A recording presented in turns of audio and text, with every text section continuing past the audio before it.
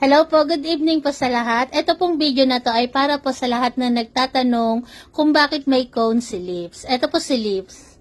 Kasi yung post ko nga po, lahat doon may halos lahat nagtatanong kung bakit siya naka-cone. Meron ako nabasa na parang may sakit. Una po sa lahat, wala pong sakit si Lips. Masigla naman po siya. Naka-cone lang po siya kasi meron po siyang sugat.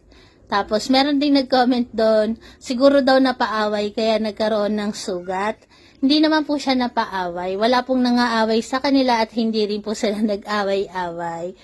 Kasi po eto, kung mapapansin niyo po sa mga dati naming video, yung mga nakaraan, siguro meron nakakapansin na meron siyang itim dito. Kasi nung nakaraan po, nagkaroon sila ng singaw.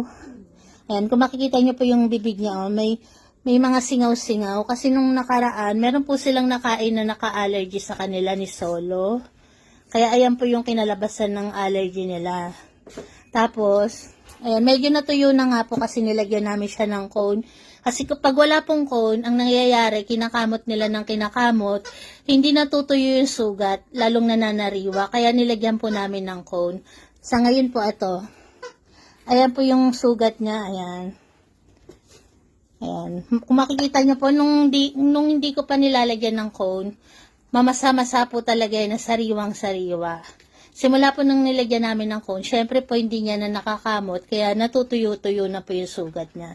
Ayan, kung mapapansin nyo po, ayan, natutuyo na siya.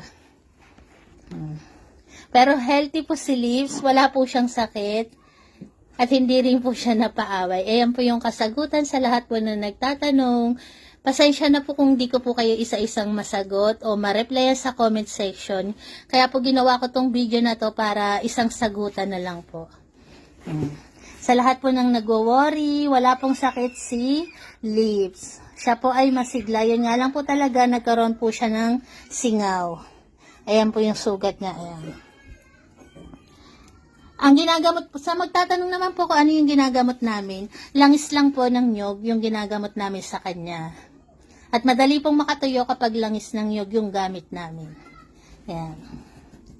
Kung mapapansin nyo po, natutuyo na siya. Yo. Lalo na yung sa bibig niya, gumaling na. Sa mga bandang katawan naman po, wala siyang sugat. Ayan, makikita nyo naman po, oh. Walang kuto. Walang kuto si Lips. Ayan, mapapansin nyo. Walang garapata, walang kuto. Makinis na makinis. Kahit ang paa niya kulay pink. Ayan, ang paa niya po, oh. Ayan ang kanyang mga paa. Dito lang po talaga siya may sugat. Sa tenga, saka sa bibig, sa kabila. Ayan, okay na po siya. Ayan. Ayan po. Sana po nasagot ko po yung lahat ng katanungan nyo. Salamat po sa lahat po ng nagwo-worry para kay Lips kung bakit siya may cone. Ayan po yung kasagutan. Meron lang po siyang sugat. Iwas pangangati lang po, iwas kamot para hindi man nariwa yung sugat niya. Kaya po siya naka-cone. Good evening po sa lahat. God bless po sa atin. Ayan sila.